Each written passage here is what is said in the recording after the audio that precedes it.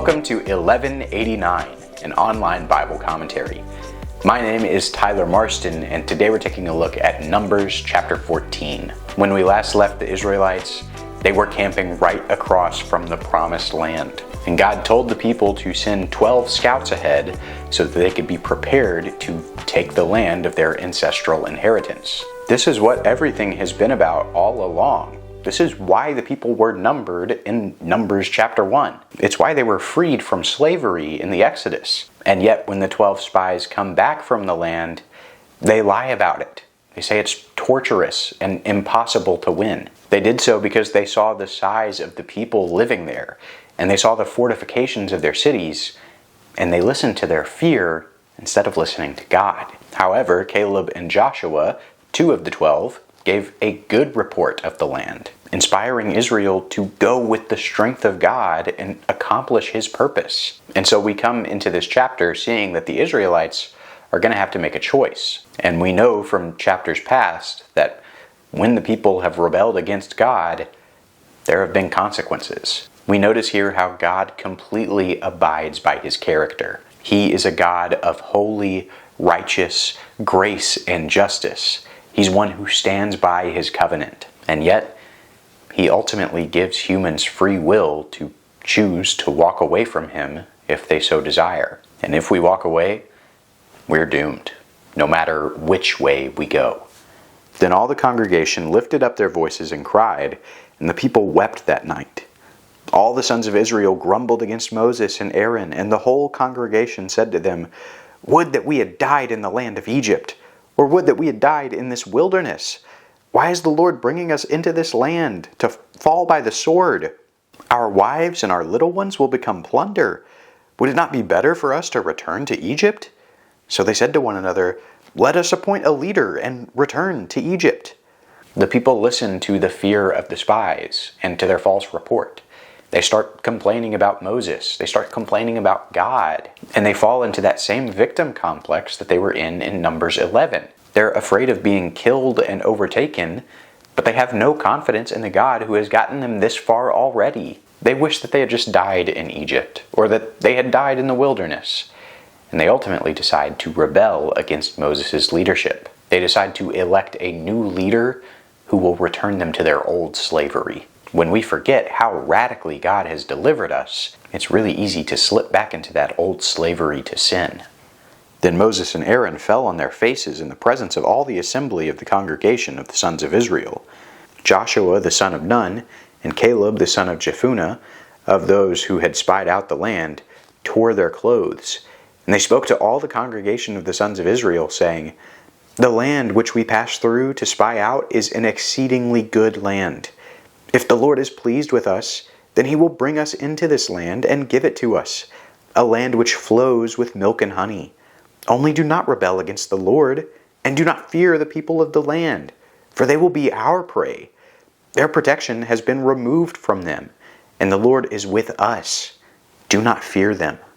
Attempting to get the people back to following God and following Moses are the two faithful spies, Joshua and Caleb. They say don't rebel against God because they know it is only by His power that they have any shot at taking over the Promised Land. They really are that much smaller than the Canaanites and the Amalekites and the Anakites and all the rest. But God freed them from Pharaoh. God gave them bread in the wild. He has promised to give them this land, and He is strong enough to do it if they trust in Him and go with Him and find favor in Him. The Canaanites won't prey on Israelite children. It'll be the Israelites preying on them. Leviticus 26 was a forerunning of all of this tension, saying that if they followed God, they would be able to chase away all the opposing armies. And if they disobeyed, the opposing armies would chase them. It is absolutely crucial that the Israelites make the right choice here and now. But all the congregation said to stone them with stones. Then the glory of the Lord appeared in the tent of meeting to all the sons of Israel. The Lord said to Moses, "How long will this people spurn me? And how long will they not believe in me, despite all the signs which I have performed in their midst? I will smite them with pestilence and dispossess them. and I will make you into a nation greater and mightier than they." The people do not listen to Joshua and Caleb.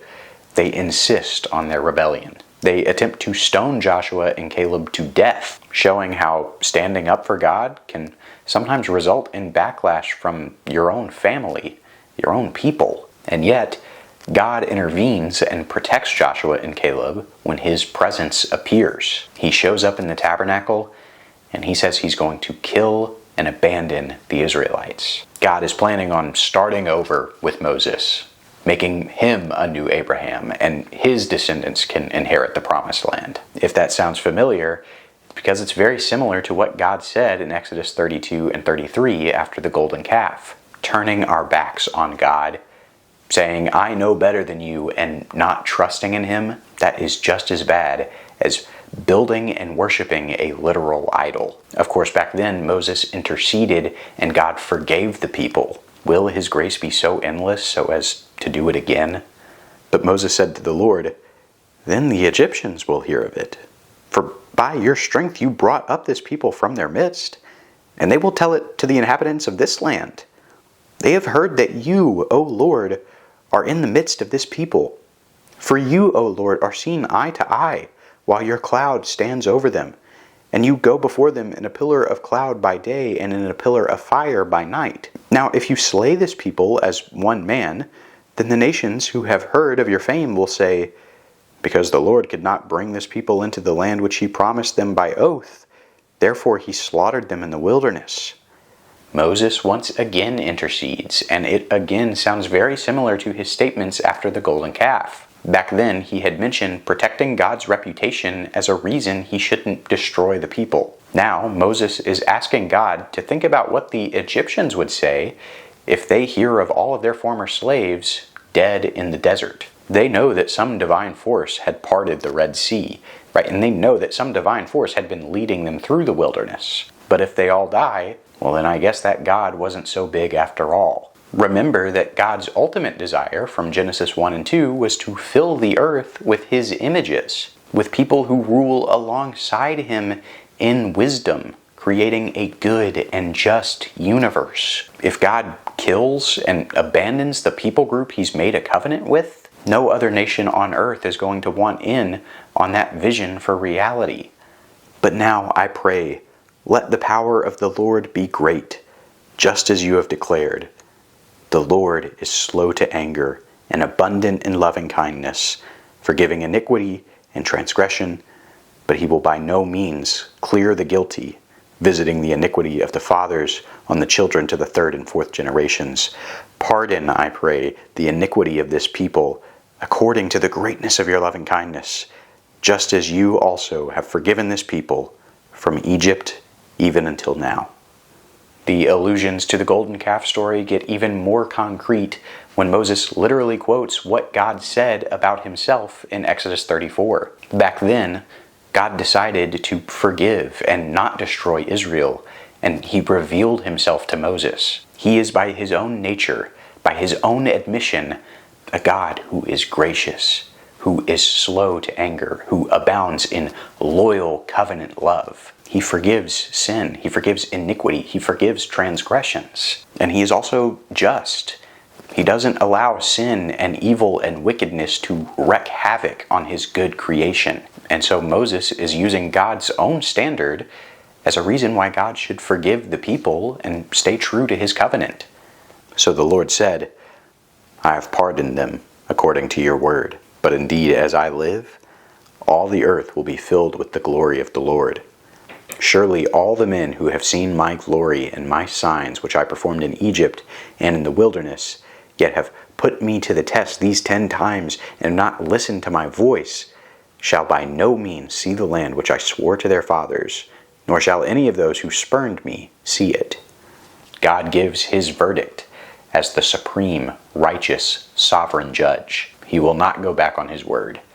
This people group will inherit Canaan. He will not destroy them, nor will he abandon them, nor will he start over. And he does it so that his glory will fill the earth just as it fills the tabernacle. Through the Israelites and their descendants, God will create a way for all humanity to be reconciled to Him again and truly become His images. And yet, as for this current generation of Israelites, if they don't want to inherit the promised land, they don't have to. God says that they will never see the land that their children will live in. And it's because over and over the people have not believed in Him. They haven't trusted in Him. He says that they've tested Him 10 times, which some scholars believe to be an example of hyperbole.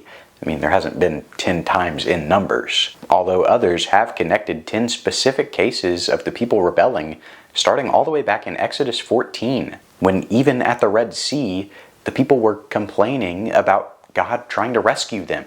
And either way, 10 times also reminds us of the 10 plagues in Egypt. God has proved Himself every single time the people have rebelled, over and over. And He's continued over and over to forgive them and protect them and provide for them. And yet the people still just do not believe that He has their best interest at heart.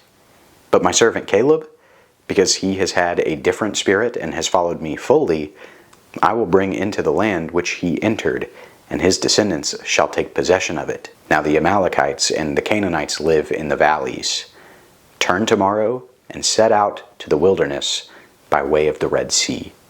God continues saying that Caleb, because of his unwavering faithfulness, will inherit the promised land. And we know that comes true because of Joshua 14. Now you can probably guess by the title of that book that Joshua, the other faithful spy, also inherits the land of Canaan. And finally, God says that even though the Canaanites and the Amalekites, the promised land is just over the hill, tomorrow they're going to set out on a journey towards the Red Sea. That's the same sea they crossed in Exodus 14 and 15 when escaping slavery in Egypt. In effect, they're going backwards. And what this shows is that while sometimes we might be tempted to think that God's judgment is unfair, really, in every case of God judging people, He's handing them over to their own desires.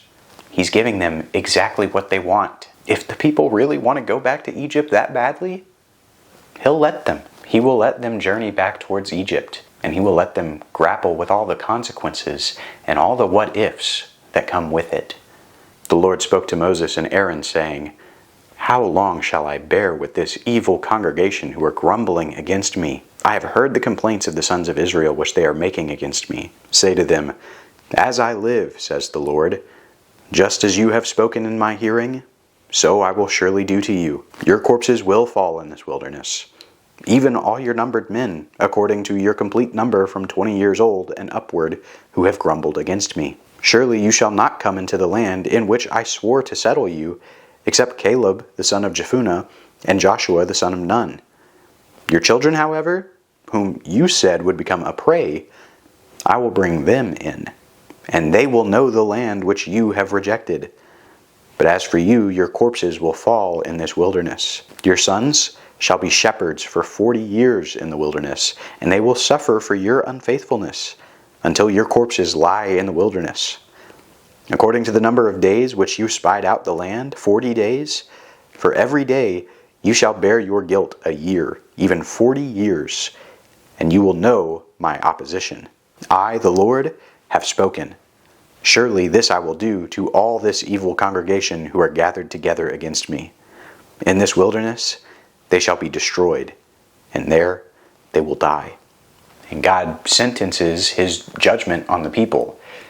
He's going to lead them around in circles in the wilderness for 40 years until everyone in this current generation dies out. And it's specifically until those who are 20 years old and upward die out. The same ones who were all numbered among the fighting men in Numbers chapter 1. It represents that even though they tried to prepare themselves for battle physically, they were not prepared for battle mentally or spiritually. They didn't work those muscles of trusting in God during uncertain times. So they fell apart when it looked like the battle was unwinnable. Now God is quick to say too that this punishment will not apply to Joshua and Caleb because of their faithfulness, because they were willing to actually trust God. And this again shows how He is a sovereign judge. He will not allow those who did not rebel to get caught up in the consequences of a rebellion. God says it's the next generation who are going to live in the land, who are going to fight off the pagans. Right now, that next generation are the kids,